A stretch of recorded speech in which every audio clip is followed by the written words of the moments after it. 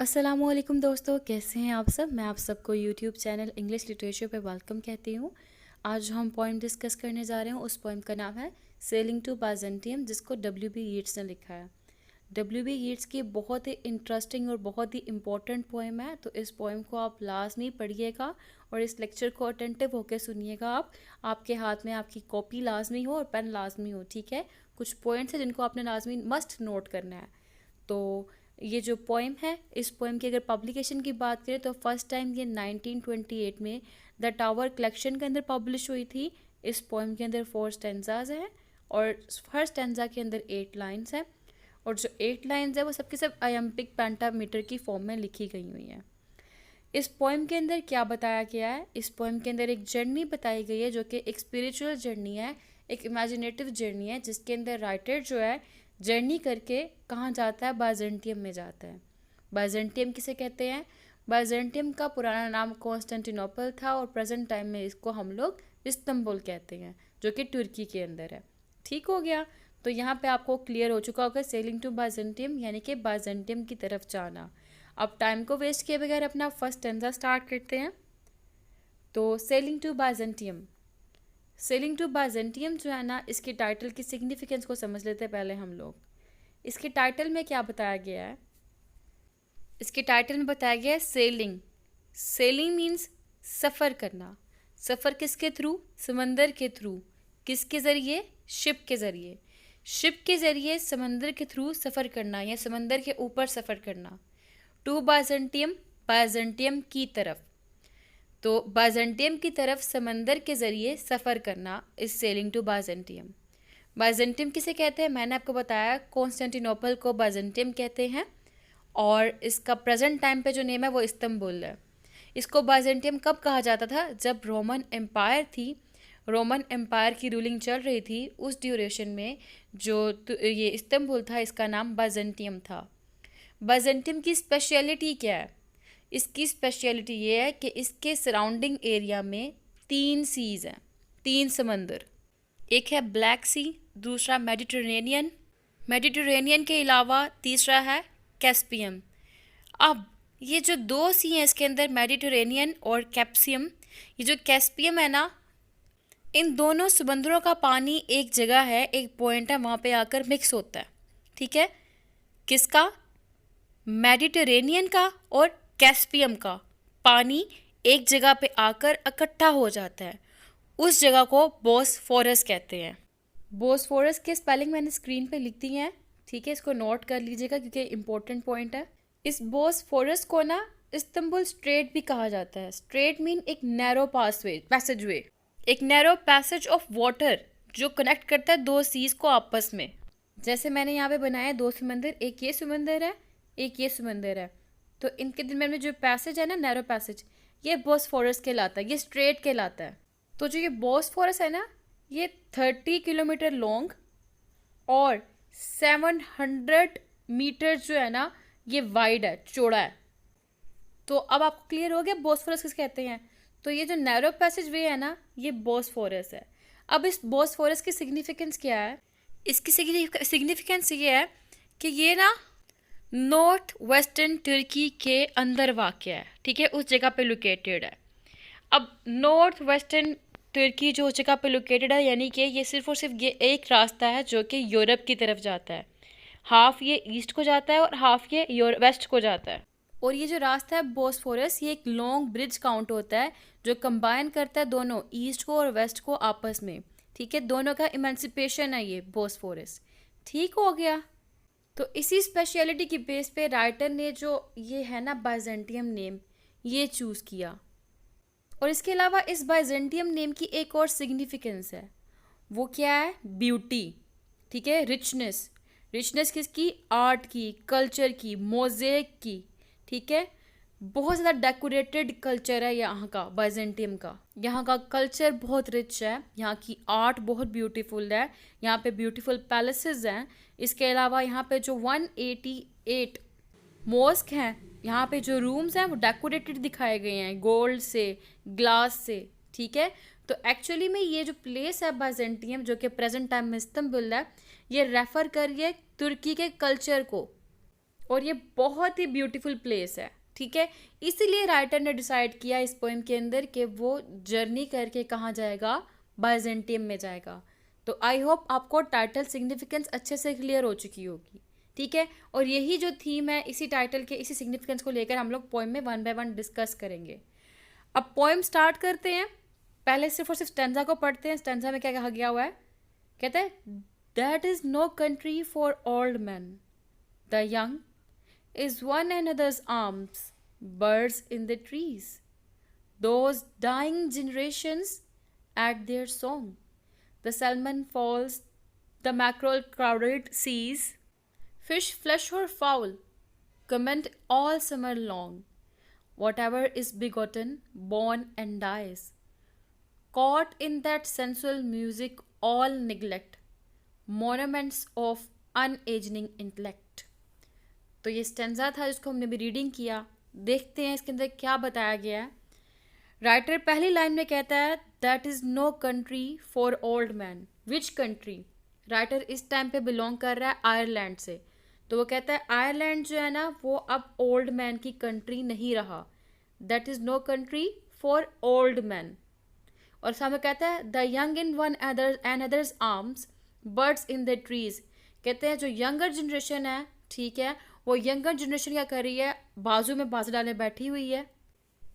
Birds in the trees, परिंदे भी दरख्तों पे वैसे ही बैठे हुए हैं। और इन दो लाइंस के अंदर राइटर ने क्या इंडिकेट किया हुआ है कि जो कंट्री है वो कंट्री ऑफ हसल एंड बसल बन चुकी हुई है।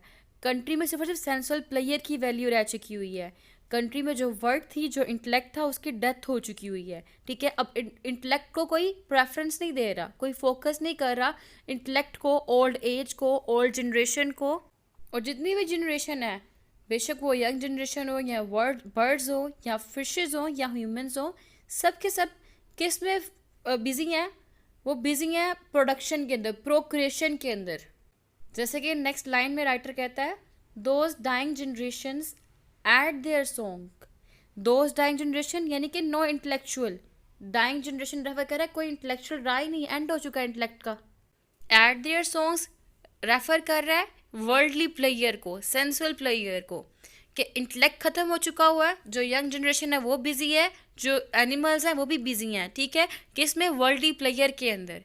जैसे कि कहता है नेक्स्ट लाइन के अंदर the salmon falls, the mackerel crowded seas. Salmon जो है ये भी फिश की टाइप है और मैक्रेल जो है ये भी फिश की ही टाइप है। यहाँ पे सैल्मन फॉल जो है वो रिप्रेजेंट कर रहा है कि सैल्मन जी है ना वो इसीलिए ना जो समंदर है उसके ऊपर अप एंड डाउन जो होता है ना लिपिंग कर रही है, यानी कि छलंगे लगा रही है। किस लिए? Excited by the urge to spawn, कि वो भी अंडे प्रोड्यूस करेगी। और सैल्मन के अलावा जो मैक्रेल है, समंदर के अंदर जो मैक्रेल का भी एक झुंड इकट्ठा हुआ है, यानी कि इस मछलियों का भी झुंड इकट्ठा हुआ है। फिर नेक्स्ट लाइन में देखें फिश, फ्लैश और फाउल। फिश कहते हैं जो आपने देखा अभी जो समंदर के पानी में तैर रहा है सैल्मन, और मैक्रेल आ गया हमारे पास। फ्लैश मीन्स ह्यूमन बींग्स और फाउल मीन्स बर्ड्स, ठीक है। तो इसने इस लाइन के अंदर फिश, फ्लैश और फाउल यानी कि इंसान हो, जानवर हो, परिंदा हो या फिर मछली हो, comment all summer long. Comment यहाँ पे सिंबलाइज कर रहा है प्रेज करने को। समर मीन्स यूथ को, long mean peak of youth, peak off season, peak of year. कि कहते हैं कि इंसान है, परिंदा है, मछली है, सब के सब सेंसुअल प्लेयर के अंदर बिजी हैं, सब के सब वर्ल्डली प्लेयर के अंदर बिजी हैं। जो कंट्री है वो हसल और बसल बन के रह चुकी हुई है। और यहाँ पे क्या है, यहाँ पे कोई भी इंटेलेक्ट की केयर नहीं करता। और ये जो कंट्री है ये ओल्ड मैन के लिए नहीं रही, यानी कि ट्रेडिशनलिस्ट के लिए नहीं रही, वो लोग जो कि इंटेलेक्चुअल्स हैं उनके लिए कंट्री नहीं रही। फिर राइटर कहता है whatever is begotten, born and dies. Begotten means reproduce करना, पैदा करना, एग्जिस्टेंस में आना। तो कहते हैं जो कुछ भी पैदा हो रहा है, रिप्रोड्यूस हो रहा है, उसने क्या होना है, उसने मर जाना है। जो कोई भी एग्जिस्टेंस में है उसने पैदा भी होना है, पैदा होने के बाद मर भी जाना है, बोर्न एंड डाइज। ये जो है सिस्टम ये परमानेंट नहीं रहेगा, ठीक है, ख़त्म हो जाएगा। अभी तो ये समर के टाइम पीरियड को एंजॉय कर रहे हैं, ये यूथ के टाइम को एंजॉय कर रहे हैं, ठीक है। और ये जो है पीक ऑफ द यूथ को सेलिब्रेट कर रहे हैं। लेकिन एक टाइम आएगा इन सब ने ऑटम देखना है, मीन्स इन सब की डेथ हो जानी है, डिके हो जानी, डिस्ट्रक्शन खत्म हो जाना सब कुछ। नेक्स्ट लाइन है caught in that sensual music all neglect monuments of unageing intellect. तो caught in that sensual music, इसका मतलब क्या है? इसका मतलब है they are all caught up in the unbreakable cycle of birth and life and ending up in death। कि ये बर्थ और लाइफ के एक ऐसे अनब्रेकेबल साइकिल के अंदर चले गए हुए हैं, पकड़े गए हैं, जिसकी एंडिंग क्या है? डेथ में ही होनी है। Sensual music means sensual beauty, ठीक है। कॉट इन दैट, इसमें पकड़े गए हैं, मीन्स टू से कि जो बर्थ है, जो डेथ है, वो होनी ही होनी है, ठीक है। और इसकी बेस पे क्या होगी? एंडिंग क्या है? एंडिंग एवर लास्टिंग नहीं है, एंडिंग ख़त्म होने वाली है। इंसान दुनिया में आता है, इंसान दुनिया से चला जाता है, लेकिन एंड पे कुछ भी साथ नहीं लेके जाता। साथ जो है वो सिर्फ और सिर्फ डिके, डिस्ट्रक्शन और डेथ को ही लेकर जाता है। All neglect monuments, all neglect यहाँ पे रेफर कर रहा है कि इन्होंने निगलेक्ट कर दिया है किसको? ब्यूटी को, एवर लास्टिंग ब्यूटी को। एवर लास्टिंग ब्यूटी कौन सी? यहाँ पे नेचर की। जैसे कि नेक्स्ट लाइन में बात कर रहा है monuments of unageing intellect. Monuments mean यादगार जो होती है ना, यादगारें, उनको कहते हैं मोनूमेंट्स। अनएजिंग इंटेलेक्ट यानी कि जो बड़ों की बातें होती हैं। तो कहते हैं इन्होंने जितनी भी आर्टिस्टिक ऑब्जेक्ट्स थे ना, जैसे कि यादगार हो गई और एडवाइजेस हो गई ओल्ड पीपल की, उन सबको निगलेक्ट कर दिया, छोड़ दिया है, ठीक है।